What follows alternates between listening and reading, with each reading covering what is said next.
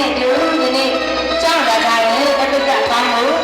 တမီးကိုမွေးချပေးတဲ့မိခင်ဖခင်လေးတက်ရှိထင်ရှားရှိတော့မှပြီးပြီးတော့ရှင်လုံးမှာကျွေးနိုင်ကြရဲ့မိဘပြည်သူဆက်နိုင်ကြရဲ့တားကောင်းကြတာတမီးကောင်းကြတာကိုဖြစ်နိုင်ကြပါစေလို့ဆုမကောင်းတောင်းပေးလိုက်ပါရှင်ကျေးဇူးပါ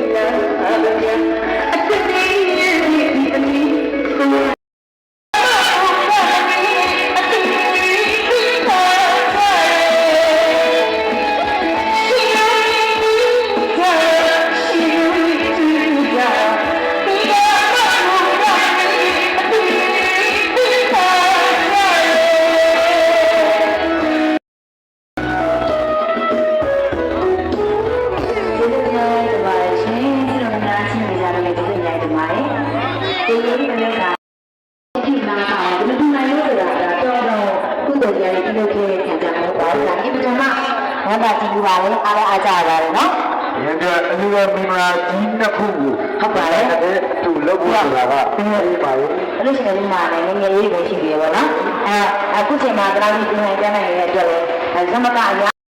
အဲဒီမှာကောက်ရောစောင့်နေကြတယ်လို့ရှိရတယ်ပြပါတယ်။ဒါလို့စိတ်ရှိခဏခဏတောင်းဆိုတဲ့ချင်းအားလုံးဆက်ပေးရအောင်နော်။အားလုံးစိတ်ကြနော်။